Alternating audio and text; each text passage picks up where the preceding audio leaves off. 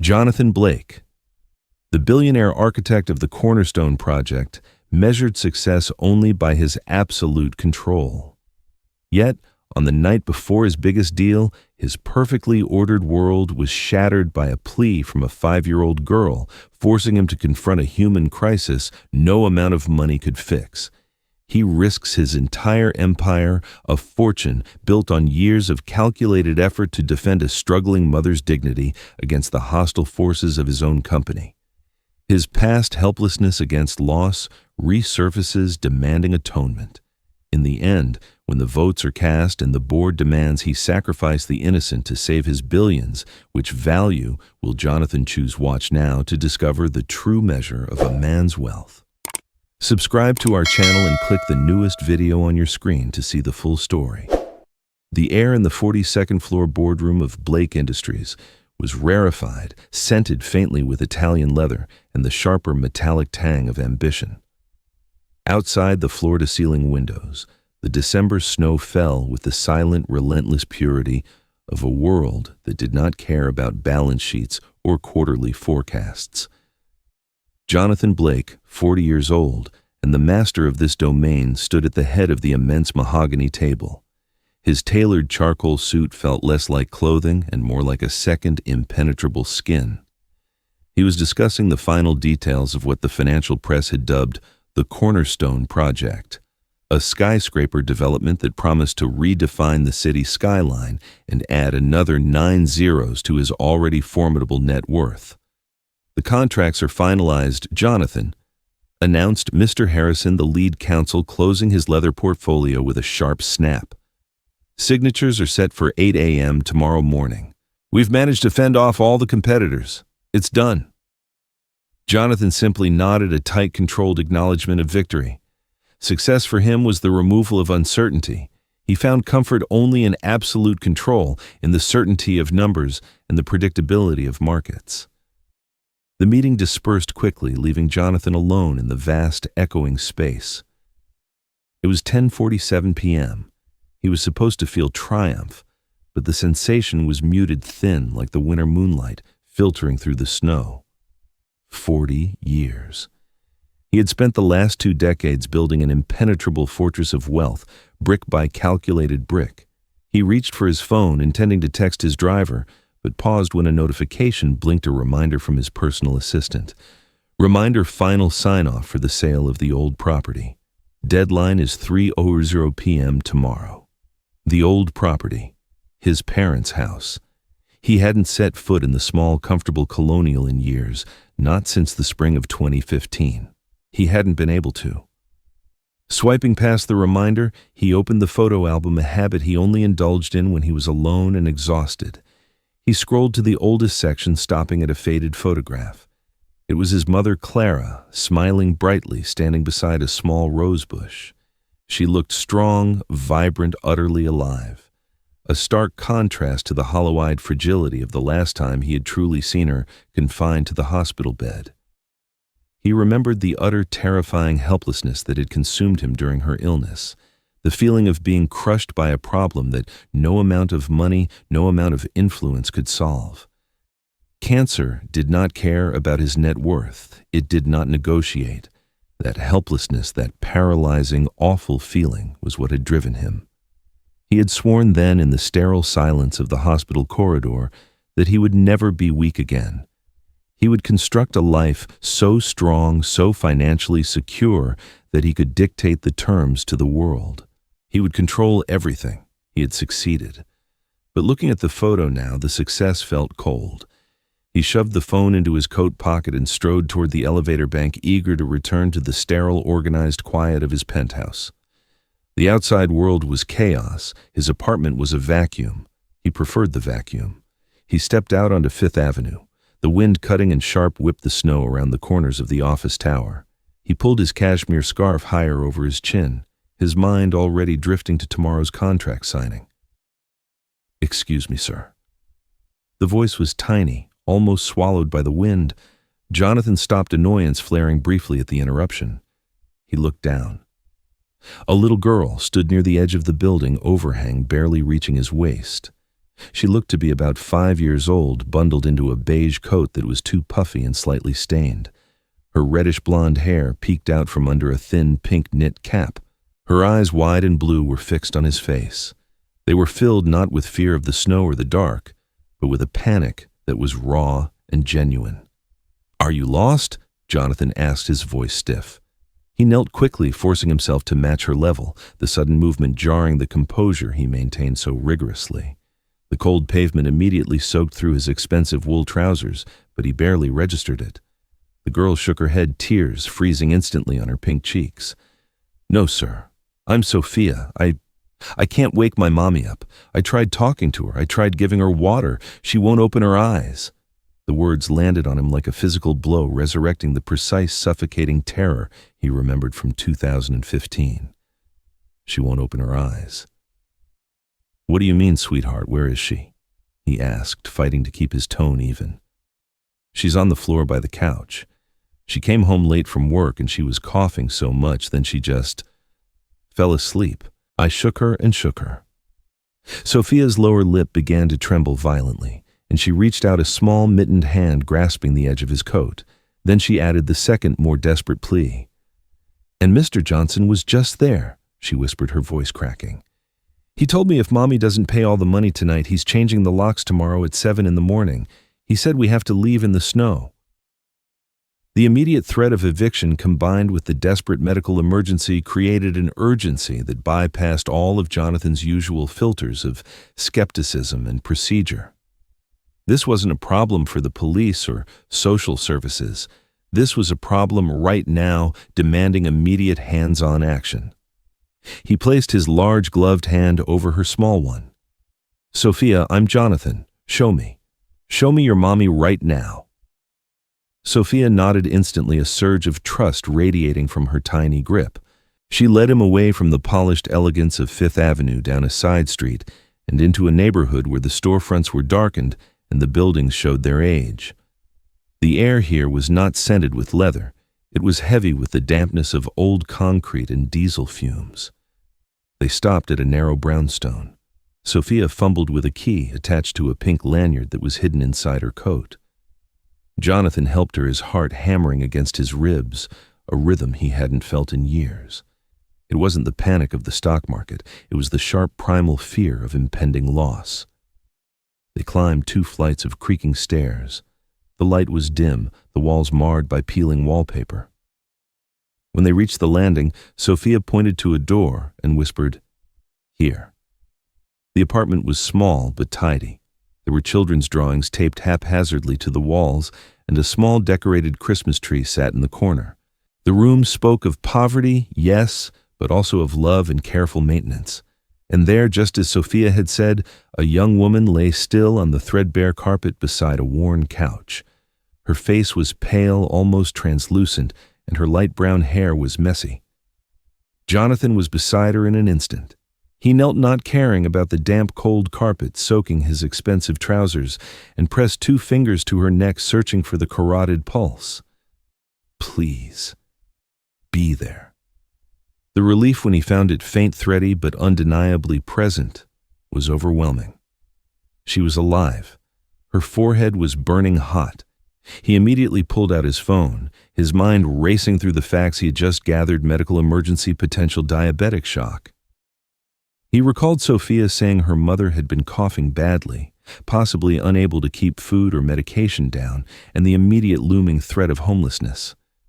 Before he could dial 911, the door to the apartment rattled violently. "Martinez," a gruff, aggressive voice bellowed from the hallway. "I know you're in there 7 a.m. tomorrow. No exceptions. I have the locks in the court order. You're done." It was Mr. Johnson, the landlord. Jonathan cursed silently. This complicated everything. He couldn't deal with 911 and a hostile landlord simultaneously. He stood shielding Sophia behind him. "I am calling the police right now, sir," Jonathan called out, projecting his voice with the authority he reserved for hostile takeovers. "The occupant is undergoing a severe medical emergency. Any further disturbance will be treated as interference with emergency medical services, and I promise you that will be far more expensive than your overdue rent." The shouting stopped. There was a pause, a low mutter, and then the sound of heavy footsteps retreating down the stairs. Jonathan knew his tone, the sheer confidence of wealth and power, had bought him a moment of silence. But the clock was ticking. He had handled the immediate threat, but the underlying crisis remained. He turned back to Sophia, who was clutching his coat tightly. He looked from the pale, still face of Rebecca Martinez to the terrified, trusting blue eyes of her daughter. Jonathan Blake, who had always believed he controlled the world, realized he was utterly out of his depth. Yet for the first time in years, he felt a powerful, undeniable surge of purpose that had nothing to do with contracts or corporate conquest. He inhaled sharply, placed his hand on Sophia's small shoulder, and dialed 911. The emergency room waiting area at St. Mary's was a fluorescent cavern of anxiety. Jonathan found himself sitting on a hard plastic chair, his tailored coat now wrinkled and damp, with Sophia asleep in the crook of his arm. The paramedics had whisked Rebecca away, stabilizing her with intravenous fluids and insulin, confirming the diagnosis of diabetic shock brought on by severe exhaustion and illness. A tired-looking woman in a navy blazer approached them, clipboard in hand. "Mr. Blake, I am Ms. Agnes Patterson from Child Protective Services. We need to discuss Sophia's placement." Jonathan stood his posture, instantly shifting back to executive mode, a defense mechanism against the chaos. "She will be with me," he stated simply. Ms. Patterson arched an eyebrow. "Sir, with all due respect, you are a complete stranger. We have protocols. Without immediate family, she must go into temporary foster care." "No," Jonathan replied, his voice low and firm. "That child was brave enough to walk through a snowstorm to save her mother's life. I will not subject her to further trauma by putting her in a strange home with strangers. I found her. I will keep her safe." Ms. Patterson sighed, rubbing her temples. "Your intentions may be noble, Mr. Blake, but they are irrelevant to the state. Who are you to Ms. Martinez?" "I am the man who holds a fiduciary duty to this child right now," Jonathan said, pulling out his phone. He immediately called his chief legal counsel, waking him instantly. 10 minutes later, Jonathan was handing Ms. Patterson the phone. The conversation that followed was sharp and legalistic, revolving around emergency temporary custody orders and personal guarantees backed by immense financial leverage. After an agonizing half hour, Ms. Patterson hung up her suspicion undiminished. "Highly irregular, Mr. Blake. Your lawyer assures me you have initiated the application for an emergency care agreement, which includes an immediate background check, a home assessment tomorrow morning, and daily supervision visits. We are granting this placement for a maximum of 72 hours, only because the alternative would be to wake Sophia now. But understand this, I am not convinced." Before Jonathan could respond, a sleek figure in a perfectly tailored gray suit strode into the waiting area. It was Richard Voss, Jonathan's longtime business partner, his face a mask of furious contempt. "What in the name of corporate responsibility are you doing, Jonathan?" Richard hissed, pulling him aside. "The Cornerstone contracts are signing in 8 hours. I had to field calls from 3 board members who saw the paramedics leave your building. The optics are catastrophic. You look like a man having a meltdown over a stray child." Richard and Jonathan had been rivals since their university days in the late 1990s. Richard had always been technically competent, but lacked the cold, predatory instinct that made Jonathan a billionaire.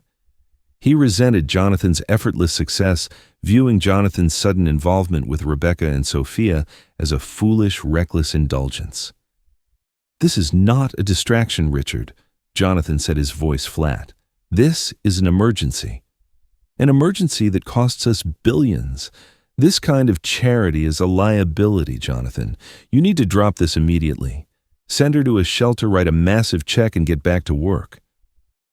"I have secured temporary care," Jonathan stated, looking Richard straight in the eye. "And the signing will happen. My priorities have shifted for the next 72 hours. You handle the board until I return." The icy finality in Jonathan's tone ended the confrontation. He walked back to Sophia, leaving Richard seething his resentment, a palpable wave in the sterile air. Jonathan's penthouse, a minimalist masterpiece of glass steel and curated silence, felt like the surface of the moon with Sophia inside it. He led the girl to the sprawling guest suite, decorated in stark whites and grays, a place designed for brief adult stays utterly devoid of warmth. Sophia, exhausted, clung to his hand, looking overwhelmed by the sheer scale of the space.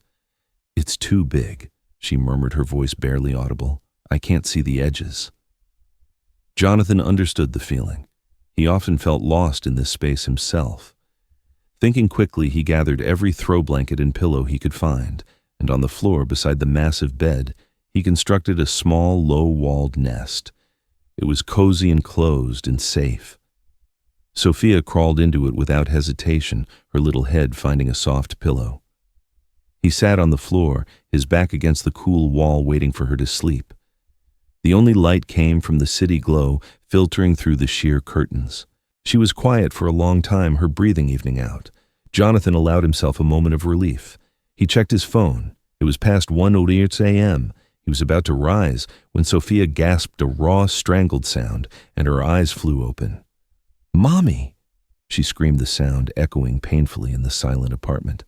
"Mommy, don't sleep!" She was back in the brownstone, reliving the trauma. Jonathan was instantly beside her. He gathered her small, trembling body into his arms. This was uncharted territory. He was accustomed to dealing with panic in the trading room, not the psychological terror of a 5-year-old. "Shh, Sophia, I'm here. I'm right here. Your mommy is safe. The doctors are helping her." Sophia only wept harder, clutching his suit jacket.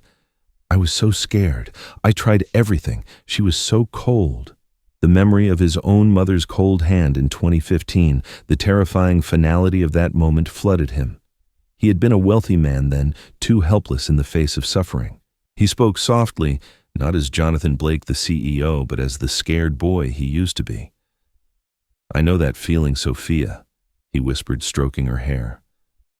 "When I was a little boy, my mother was very sick. I remember one night I was maybe 8 and she had to go to the hospital.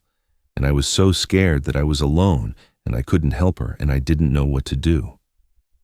Sophia lifted her head, her blue eyes wide. "You were scared too." "Terrified," Jonathan confirmed, honestly. "But someone helped my mom that night and she came home. And you know what? You were much braver than I was. You didn't just cry. You went out and you found help. You saved her." He paused, letting the truth sink in. He continued to comfort her, telling her a short, made-up story about a tiny, brave mouse that saved its whole family from the cold. He focused on the feelings of protection and courage, weaving a simple tale until Sophia's breathing slowed once more.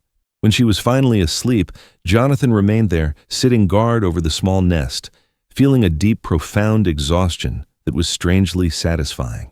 The next morning, Jonathan navigated the surreal landscape of finding a 5-year-old breakfast. After a brief, chaotic search of his minimalist kitchen, he managed to find oat milk and a box of generic sugary cereal. Later, while Sophia was engrossed in coloring on a spare legal pad drawing pictures of a strong, healthy mother, Jonathan took a call from Ms. Agnes. "I'm calling for your assessment, Mr. Blake." The social worker's voice was clipped. "Describe the environment." Jonathan described the penthouse, honestly detailing the cold, impersonal decor, but he paused when he mentioned Sophia. "She's settled, considering.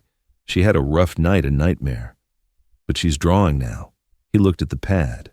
Sophia had drawn a small, happy family, one tall stick figure, Jonathan, one medium Rebecca, and one tiny her. "And what is she drawing?" Ms. Agnes pressed. Jonathan smiled faintly. "A family. And she drew a big yellow sun in the middle of a very expensive legal document I left on the table. I told her it makes the contract look cheerful." There was a moment of silence on the line. "I see," Ms. Agnes finally said, her tone softening slightly, though still professional. "The emergency care agreement remains in place for now. We will review it daily." Jonathan took Sophia to St. Mary's after her nap. Rebecca Martinez was awake, looking thin, pale, and incredibly fragile, hooked up to an IV. Sophia flew to her mother crying tears of relief. The reunion was heartbreakingly tender, but the atmosphere shifted when Rebecca, exhausted but lucid, saw Jonathan. "Mr. Blake," she whispered, her eyes filling with a new emotion, shame. I can't thank you enough, but please, I need Sophia back. I'm awake now. I can manage." Jonathan pulled up a chair. "Rebecca, you are in diabetic shock. You need days, weeks to recover. Your apartment is being locked down by Mr. Johnson tomorrow at 7 a.m. You cannot manage." He spoke softly, laying out the facts. "I want to help. I have resources. I will clear your medical debt, your overdue rent. I will set up a fund for Sophia's education, and you can focus on getting well." Rebecca listened, tears streaming down her face, but she shook her head firmly. Her voice, though weak, was laced with an unexpected pride. "I can't," she insisted. "I can't accept charity, Mr. Blake. I was working 3 jobs. I'm a trained nursing student. I was working to pay for Sophia's future. If I accept everything from you now, what do I teach her? That if you are poor, you wait for a wealthy man to save you?" She clenched her fists on the white sheet. "I can't teach my daughter to accept pity. I must teach her about self-respect. I will take Sophia back to the shelter if I have to, but I will not allow her to believe we are someone's project."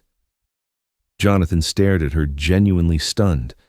This woman who had lost everything was rejecting the lifeline he offered, simply based on a principle of dignity. Her conviction was more formidable than any CEO he had ever faced. She had drawn a line, and his money could not cross it. This was not about contracts. It was about worth. And he realized that in a way Rebecca Martinez held the high ground. Jonathan did not sleep that night. He sat in his sleek, uncomfortable office surrounded by the holographic projections of his city, his empire. Rebecca's words, "I cannot teach my daughter to accept pity," echoed in the vast emptiness, challenging the very foundation of his life. His wealth was his shield, his solution, yet it was precisely what she rejected. He understood her position. She wasn't looking for a handout. She was looking for a foothold. He called his legal team at 3:00 a.m., redirecting them from the Cornerstone contract to a completely new assignment.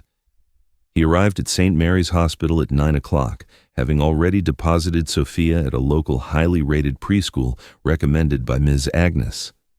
He walked into Rebecca's room holding a simple brown paper file, not the customary leather briefcase. "Good morning, Rebecca," he said, pulling a chair closer. "I've thought a great deal about what you said yesterday." Rebecca, looking slightly stronger but still exhausted, nodded wearily. "Mr. Blake, I appreciate that. But my stance remains. Sophia and I need to go home, start looking for another place, and I need to find a way to work, even if it's remotely, to pay back the 72 hours of care you've given us." "I have a proposition," Jonathan said, sliding the brown file across the bedside table. "One that requires your skills, not your poverty.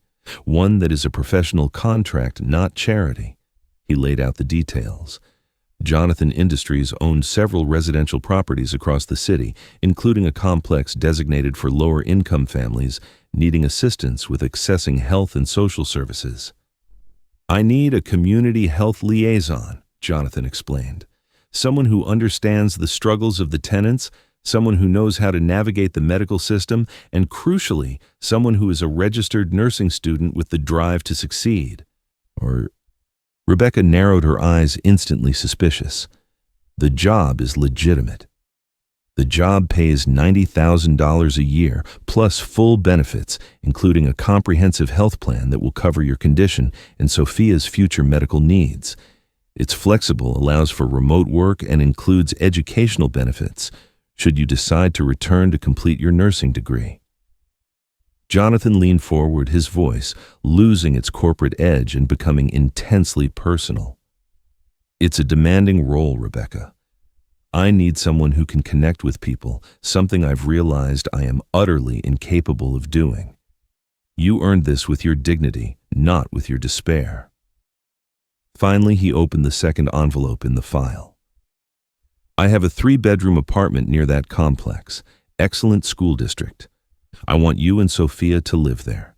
The rent will be minimal, non-negotiable documented, and fully legal enough to satisfy your principle of self-respect. It's an amenity tied to the role, but it is not free. He finished leaving the file open. The silence stretched between them, heavy with the weight of an entire future. Rebecca looked at the numbers, then at the job description, then at the photo of Sophia she kept taped to the bedside table. Jonathan watched the internal war play out on her face, pride battling practical love. That night alone, in the impersonal silence of the penthouse, Jonathan was restless.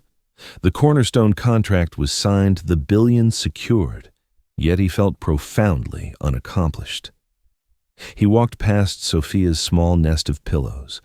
She was sleeping soundly, clutching the brave mouse story he had told her. He knew that if Rebecca accepted, he would be tied to them, not legally, but ethically. His future would be inextricably linked to the well-being of a mother he barely knew and a child who had forced him to look outside his glass tower.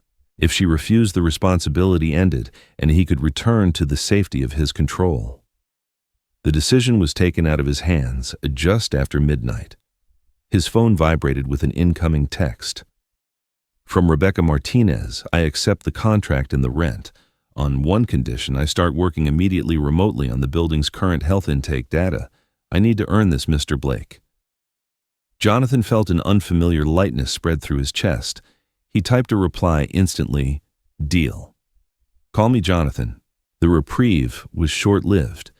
The following afternoon, Jonathan was dragged out of a strategic meeting by his chief of communications. A sensational headline screamed from a major online publication, Billionaire Jonathan Blake using charity child as PR shield for tainted project. Richard Voss had leaked information to the press not just about Rebecca and Sophia, but carefully edited details painting Jonathan as a calculating monster. Richard had framed Jonathan's generous offer as a cynical move to distract from rumored financial irregularities in the cornerstone funding. The article, quoting an anonymous senior partner, insinuated that Jonathan had improperly funneled small amounts of company emergency funds designated for unforeseen operational costs to pay for Rebecca's immediate medical care and rent delay, creating a serious legal loophole that could jeopardize the entire cornerstone project. This is financial sabotage. Jonathan stated, his eyes blazing with a cold fury far more intense than any anger he felt over a failed deal. Richard had crossed a line, weaponizing the most vulnerable people in Jonathan's life to gain control. Within the hour, the board of directors called an emergency meeting. The atmosphere in the boardroom was tense, thick with suspicion. Jonathan stood before the board, facing not just skepticism, but outright hostility. Richard, seated smugly at the table, wore the mask of the concerned partner, ready to seize the chair. We have to address the article, Jonathan, the chairman. Mr. Henderson began stiffly, and the anonymous accusations that company emergency funds were used for personal gain, possibly violating SEC regulations. The integrity of the Cornerstone project is at stake. The accusations are false, Mr. Henderson, Jonathan said calmly, though his mind was racing. He knew the board would demand he publicly distance himself from Rebecca and Sophia. That was the easy corporate answer. We need a public statement disavowing this relationship immediately, Richard interjected smoothly without waiting for the chairman's permission. Jonathan, you need to state this was a misguided act of charity and that the mother and child are being properly moved into state care. Jonathan looked at Richard, seeing clearly the envy and ambition that had always festered beneath his partner's controlled exterior. Richard had not only attacked his company, he had tried to destroy the one genuine selfless connection Jonathan had made in years. Jonathan took a deep breath. He held the board's attention completely. I will not issue a statement disavowing anything, Jonathan announced, his voice ringing with absolute certainty. I will not betray the trust of a child, nor the dignity of a woman fighting for her future. Every cent spent on Rebecca Martinez came from my personal funds, and I have the transactions to prove it. Richard's claims are utterly baseless and driven by malice. He paused, then turned directly to Richard, his gaze like steel. However, the chairman brings up an excellent point about integrity. Jonathan walked to the end of the table and placed 2 folders before the chairman. Richard Voss has engaged in a campaign of corporate sabotage, leaking manipulated confidential information to the press to create a crisis designed to usurp my position. That, gentlemen, is a true violation of fiduciary duty. These folders contain the metadata and communications showing Richard's direct contact with the press in his efforts to undermine our company for personal gain. Richard's smug composure instantly shattered, replaced by pale horror. He stood up, knocking his chair over. "Jonathan, you can't. I not only defend my actions," Jonathan cut him off, his voice rising, "I also remove the genuine threat to this company's integrity. Effective immediately, Richard Voss is terminated from all roles within Blake Industries, and all business partnerships involving him and his subsidiaries are terminated immediately. I choose integrity over expediency. If this choice causes you to vote me out, then I accept it. But know this, I am not sacrificing Rebecca and Sophia to save a project. I am saving the soul of this company by removing its rot." The boardroom was silent. Jonathan Blake had drawn the absolute choice, the soul of the company or the billions of dollars. And he had chosen the human cost. The silence in the Blake Industries boardroom after Jonathan's ultimatum was heavy, broken only by the nervous cough of Mr. Harrison, the lead counsel. The directors, all seasoned veterans of corporate warfare, looked stunned. They had expected a defense, a retraction, a sacrifice. They had received a declaration of war not against Richard, but against the very culture of greed they upheld. Jonathan stood perfectly still, his suit immaculate despite the chaos of the last 72 hours. He met the chairman, Mr. Henderson's gaze without flinching. "Jonathan," Mr. Henderson said, his voice dangerously low, "you are forcing an unnecessary vote. We are not questioning the quality of your character, but the stability of your judgment. This," he gestured vaguely toward the folders, proving Richard's sabotage, "is a distraction that could cost us billions in shareholder confidence." "Confidence built on deceit is worthless, sir," Jonathan countered. "If the market requires me to abandon an innocent child to secure a deal, then the deal is morally bankrupt, and so is the company that sanctions it." The voting began tense and procedural. The first 3 votes were against Jonathan, swayed by the sheer monetary risk. Richard, still slumped in his chair, managed a faint smirk. As the 4th director prepared to vote, the chairman's tablet buzzed loudly. "Excuse me," Mr. Henderson said, tapping the screen. His eyes widened slightly. "We have an urgent video conference request. It's Ms. Agnes Patterson from Child Protective Services." Jonathan felt a jolt of surprise. Mr. Henderson accepted the call, projecting the image of Ms. Patterson onto the main boardroom screen. She looked tired, but resolute. "Gentlemen," she began, her voice carrying the measured gravity of a professional who rarely entered the domain of the wealthy. "My involvement here is unorthodox. I received an urgent call from Mr. Blake's legal team regarding the allegations of moral misconduct. I am not a witness to your business dealings, but I am a witness to Mr. Blake's actions over the past 3 days. She spoke concisely, detailing the chaotic scene at the brownstone, the emergency care agreement, the immediate steps Jonathan took to secure Sophia's safety, and the meticulous financial checks that confirmed every dollar spent came from Jonathan's personal funds, not the company's.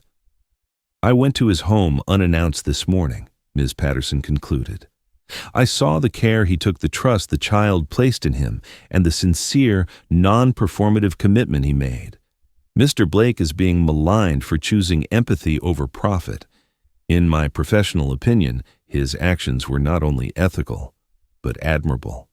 He deserves to be commended, not censured." The screen went blank. The boardroom was silent again, but the atmosphere had shifted entirely. "Ms. Patterson's testimony, delivered without corporate varnish, hit the directors with the weight of moral authority. Richard stammered, "That woman is sentimental. She has no place." "Quiet, Richard," the chairman commanded. "Your termination is confirmed effective immediately, pending a full investigation into your clear attempt at corporate sabotage." Mr. Henderson then turned to Jonathan. "The vote continues." The tide had turned. The remaining votes affirmed Jonathan's leadership. He was vindicated not just by the numbers, but by the endorsement of a woman who had every reason to doubt him. The Cornerstone project was technically saved, but the damage from the internal crisis was severe. The financial community was buzzing, and several funding partners had quietly pulled back. Later that evening, after Sophia was asleep, Jonathan received a call from an unknown number. It was Mr. Silas Vance, a legendary, notoriously cautious investor whose backing could stabilize the project overnight. "Blake," Vance's gravelly voice cut through the line. "I read the papers, the whole ugly, glorious mess. You publicly fired your partner, risked billions, and defended a low-income mother on principle." Jonathan braced himself for the lecture. "Mr. Vance, I can assure you the financial model of Cornerstone remains sound." "I don't care about the model, Blake," Vance interrupted sharply. "The model's always good on paper. I care about the man running it. I watched men like you in the 2008 crisis chasing the last dollar, burning bridges. You just showed me you have a moral framework, a red line you won't cross even when the stakes are highest. That is stability. That is the kind of integrity I invest in." Vance's backing stabilized the entire project instantly. The Cornerstone project was secured not because of Jonathan's business acumen, but because of his newly demonstrated humanity. Richard's betrayal had inadvertently elevated Jonathan's reputation to a level no marketing campaign could achieve. 6 months passed. The penthouse was gone. Jonathan had sold the austere glass tower, purchasing a modest, sun-filled house in a neighborhood with excellent schools. It had a small backyard, which Sophia had immediately claimed and decorated with a brightly painted birdhouse. Rebecca, fully recovered, excelled in her role as the community health liaison. She used her nursing knowledge and personal experience to transform the lives of the tenants in Jonathan's portfolio properties, organizing health clinics and counseling services. She was earning a significant salary, paying her non-negotiable rent, and was preparing to re-enroll in nursing school in the fall of 2024. Jonathan's life had changed completely. His mornings were no longer dictated by stock quotes, but by the logistics of packing a lunchbox with dinosaur-shaped chicken nuggets. His evenings were spent helping Sophia with simple drawings or discussing Rebecca's innovative work programs. One quiet evening after Sophia was in bed, Rebecca and Jonathan sat on the porch, watching the last of the sunset. "I saw the final report on the Cornerstone project today," Rebecca murmured. "It's going ahead. You risked everything, Jonathan." "I did," he admitted, leaning back. "And I would do it again. The Cornerstone was just steel and glass. What you and Sophia gave me, that's bedrock." He paused, knowing this moment was the culmination of his journey, the final painful piece of the puzzle. "When I saw you, Rebecca," he said, his voice husky, "lying on that floor and Sophia so small and terrified, it took me straight back to 2015, to my mother. She was so ill, and I had all the money in the world, yet I couldn't save her. I couldn't even comfort her properly. I ran away from that helplessness and built a fortress around myself." He looked at her, his expression raw. "I couldn't save my mother from sickness, but I can help build a future for your daughter. Thank you for giving me that chance. Thank you for saving me from my own fortress." Rebecca reached across and placed her hand gently over his. "You didn't need saving, Jonathan. You just needed to remember you were human." 6 months and 3 weeks after that snowy night, Jonathan and Rebecca sat in folding chairs in the crowded gymnasium of the elementary school. It was Sophia's kindergarten graduation ceremony. Sophia, resplendent in a tiny cap and gown, walked across the stage to receive her certificate. She paused, scanning the crowd, and when her eyes found Jonathan and Rebecca sitting together, she waved exuberantly, a beaming smile lighting up her face. Jonathan felt his chest swell with an emotion far richer and more complex than financial success. It was the feeling of belonging. It was wealth measured not in assets, but in presence. He glanced at Rebecca, who was already smiling at him. They were a family not by blood, but by choice, forged in the heat of crisis and refined by mutual respect. He reached for his phone, receiving an alert about a major acquisition opportunity, a potential billion-dollar expansion. He read the headline, then simply turned the phone face down and slipped it into his pocket. The deal could wait. This moment, this tiny graduate, this woman beside him, this was what mattered. He understood now that success wasn't about controlling the world. It was about choosing what you valued in it. That terrifying night when Sophia had whispered, "Sir, my mom didn't wake up." She had given him the greatest gift, the opportunity to finally wake up himself. If you enjoyed this heartfelt story of unexpected family and redemption, please subscribe to our channel to join our community and watch more touching tales. And so the true measure of success was revealed to Jonathan Blake, not in the height of his towers, but in the depth of his commitment. This story reminds us that the greatest wealth we can ever possess is the courage to open ourselves to the chaos of human connection and the humility to accept the unexpected love that walks into our lives. If this tale of redemption and chosen family spoke to your heart, please give this video a like and share it with someone who needs a reminder of hope today. To become part of our Touching Tales community and receive our stories as soon as they are released, subscribe now and click on the new video thumbnail you see on your screen.